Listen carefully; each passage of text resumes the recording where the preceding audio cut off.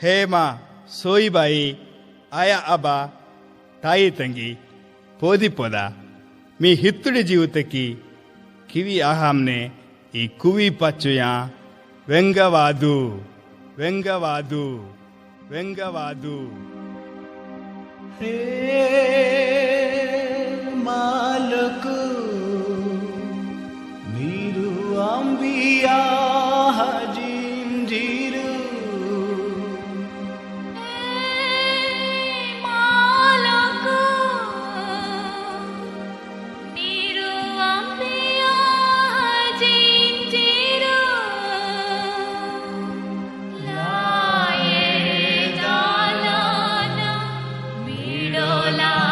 हाहानी उयुले हे मंजीरू.